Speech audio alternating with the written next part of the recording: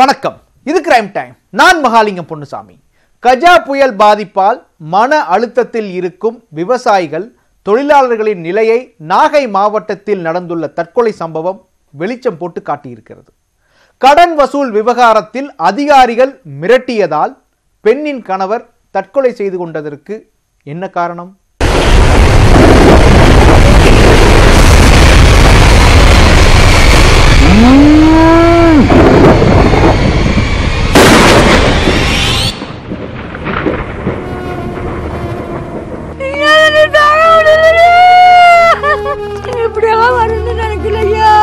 கஜா புயலின் தாக்கம் யாருமே எதிர்பாராத வகையில் லட்சக்கணக்கானவர்களின் வாழ்க்கையை புரட்டி போட்டது. நான் என்ன செய்வேன்னு எனக்கே தெரியல. கோழி பண்ண வச்சிருந்தேன், அது சுத்தமா தரமட்டும் போயிடுச்சு. புயலால் பாதிக்கப்பட்டு கடன் வாங்கிய நிறுவனங்களில் தவணை செலுத்த முடியாமல் ஆயிரக்கணக்கானவர்கள் அவதிப்பட்டு வருகின்றனர்.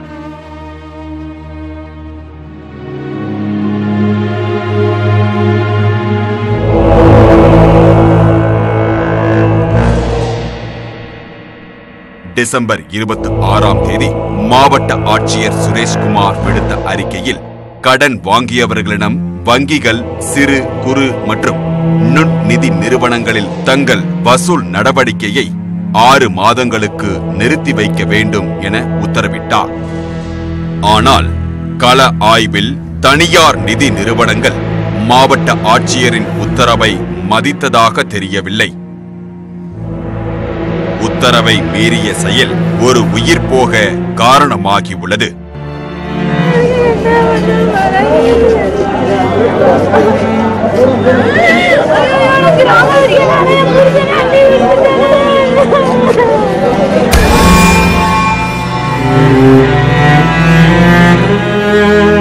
நாகை மாவட்டம் சூரமங்கலம் கிராமத்தை சேர்ந்தவர்கள் வீரமணி, ராதிகா தம்பதி.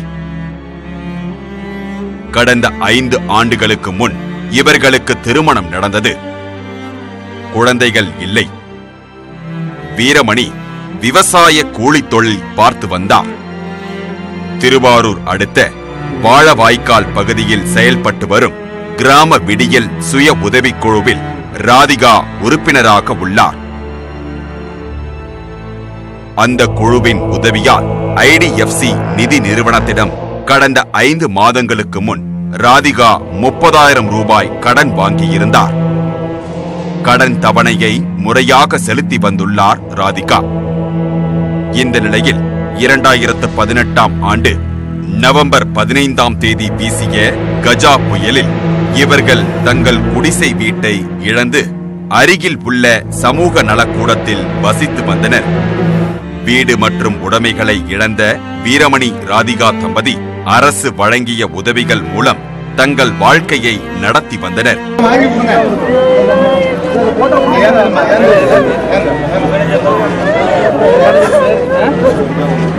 அந்த சூழலில் ஒட்டுமொத்த வாழ்வாதாரத்தை இழந்ததால் அவரால் கடன் தவணையை செலுத்த முடியவில்லை. ஆனால் IDFC நிறுவனத்தை சேர்ந்த 3 அதிகாரிகள் வியாழக்கிழமை காலை ராதிகா தங்கியிருந்த சமூக நலக்கூடத்திற்கே வந்து 8 வார கடன் தவணையை செலுத்தாவிட்டால் கிராமத்தினர் முன்பு அசிங்கப்படுத்தி காவல்துறையிடம் ஒப்படைத்து விடுவோம் என மிரட்டியதாக குற்றம் சாட்டுகிறார் ராதிகா. நான் கிராம விடிகள் 30,000 லோன் வாங்கி 5 மாசத்துக்கு மேல ஆயிடுச்சு சார். கரெக்டாக கட்டிக்கிட்டு இருந்தோம் சார். கஜா புயலால எங்க வீட்டில் இருக்க கூட இடம் இல்லாம நாங்க வந்துட்டு சமுதாய கூடத்துல தான் சார் இருந்தோம், சோறாக்கி சாப்பிட்டுக்கிட்டு. 8 வாரம் வந்து பணம் கட்டல சார். இன்னைக்கு திடீர்னு வந்து 3 மேனேஜர் வந்துட்டு எனக்கு இந்த 8 வாரத்து பணமும் இன்னைக்கு வேணும், இல்லைன்னா போலீஸ்ல பிடிச்சி கொடுத்துரும் உன்னையும் புருஷனையும் அப்படின்னு சொன்னாங்க சார். நான் சொன்னேன், திடீர்னு பணம் கட்ட நான் எங்க சார் போறதுன்னு கேட்டேன் சார். எனக்கு வந்துட்டு எனக்கு 1/2 மணி நேரத்துல பணம் வரலனா நான் வந்துட்டு ஊரே அசிங்கப்படுத்திடுவேன்னு அப்படின்னு சொன்னாங்க சார். ஏற்கனவே புயல் பாதிப்பால் மனமுடைந்த நிலையில் வருத்தத்தில் இருந்த வீரமணிக்கு வங்கி அதிகாரிகளின் தொடர் மிரட்டல் கடுமையான தாக்கத்தை ஏற்படுத்தியது. அதனால் அவமானம் தாங்க முடியாத வீரமணி தனது வீட்டின் பின்புறத்தில் உள்ள கருவை மரத்தில் தூக்கிட்டு தற்கொலை செய்து கொண்டார் என்கிறார் ராதிகா. இந்த அவமானம் தாங்க முடியாம சார் என் வீட்டுக்காரர் தூக்க மாட்டிக்கிட்டார் சார். தூக்குமாட்டி கையோட கையை 3 பேருமே வந்து இந்த இடத்துல நிக்கல, என்ன ஏதுன்னு கூட விசாரிக்கல சார். 3 பேருமே எஸ்கேப் ஆயிட்டாங்க சார். இன்னைக்கு என் வீட்டுக்காரரை நான் இழந்துட்டு நிக்கிறது கிராம வெடிகளால தான் சார். என் வீட்டுக்காரரை இழந்துட்டு நிக்கிறேன் சார். எனக்கு வந்துட்டு யாருமே கிடையாது சார்.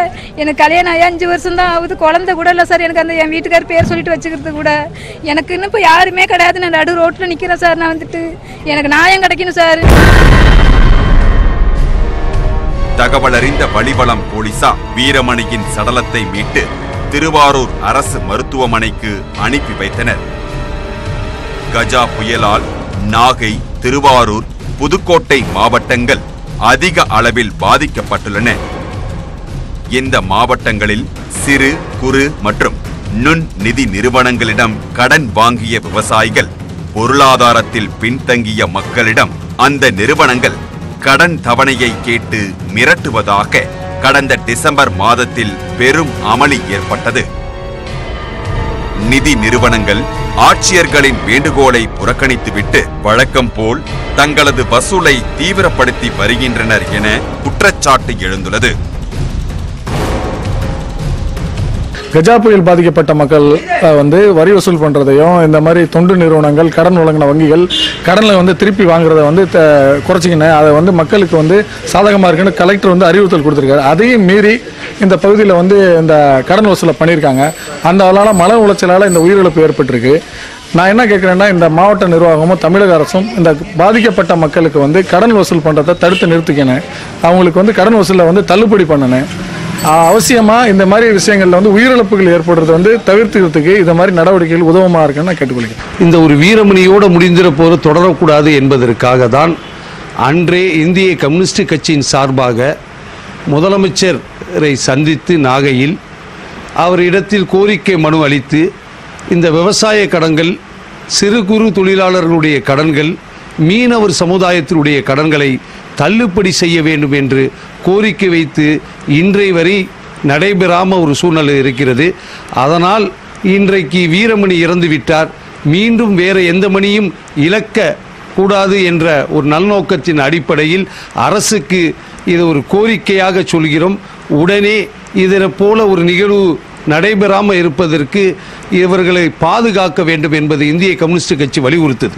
வீரமணி தற்கொலை குறித்து ஐடிஎஃப்சி வங்கியின் வாழவாய்க்கால் பிரிவு அதிகாரிகளை தொடர்பு கொண்ட போது அவர்கள் விளக்கம் அளிக்கவில்லை. இதையடுத்து சென்னையில் உள்ள தலைமை அலுவலக ஊடக பிரிவை சேர்ந்த டிசோசா என்ற அதிகாரியை தொடர்பு கொண்ட போது அவர் சில விளக்கங்களை தெரிவித்துள்ளார். சூரமங்கலம் சுற்றுவட்டாரங்களில் 4 மகளிர் சுய உதவி குழுக்களுக்கு ஐடிஎஃப்சி வங்கி கடனுதவி அளித்துள்ளது. மாவட்ட ஆட்சியர் உத்தரவை மதித்து சுய உதவி குழுக்களிடம் கடன் வசூலை வங்கி தற்காலிகமாக நிறுத்தி வைத்திருந்தது. இந்த நிலையில் 4 சுய உதவி குழுக்களும் தங்கள் கடன் தவணையை தயார் செய்திருப்பதாகவும் வந்து வசூலித்து செல்லும்படியும் வங்கிக்கு தகவல் தெரிவித்துள்ளனர். 4வது குழுவின் தலைவியாகிய சம்பந்தப்பட்ட ராதிகாவும் வங்கிக்கு தகவல் தெரிவித்திருந்தார். அதன் அடிப்படையில் வங்கி அதிகாரிகள் 3 குழுக்களிடம் பணம் வசூலித்துவிட்டு ராதிகாவை பார்க்க சென்றனர். அப்போது ராதிகாவுக்கும் அவரது கணவனுக்கும் இடையே குடும்ப தகராறு நடந்து கொண்டிருந்தது. அதன் தொடர்ச்சியாகத்தான் ராதிகாவின் கணவன் தற்கொலை செய்து கொண்டிருக்கிறார். அதனால் எங்கள் அதிகாரிகள் ராதிகாவிடம் பணம் கேட்காமல் திரும்பி வந்துவிட்டனர். ராதிகாவின் கணவன் தற்கொலைக்கும் எங்கள் வங்கிக்கும் எந்த தொடர்பும் கிடையாது என அந்த அதிகாரி விளக்கமளித்தார். வங்கி இவ்வாறு விளக்கமளித்துள்ள நிலையில் வலிவலம் போலீசார் சந்தேக மரணம் என வழக்கு பதிவு செய்து விசாரித்து வருகின்றனர். புயல் பாதிப்பு ஒரு பக்கம், வங்கிகளின் வசூல் அட்டகாசம் மற்றொரு பக்கம் என நாகை, தஞ்சை, திருவாரூர், புதுக்கோட்டை உள்ளிட்ட மாவட்டங்களின் விவசாயிகள் தொடர்ந்து மன அழுத்தத்திற்கு உள்ளாக்கப்பட்டு வருகின்றனர். பாதிக்கப்பட்டவர்களுக்கு தமிழக அரசு முறையாக உதவி செய்யுமா?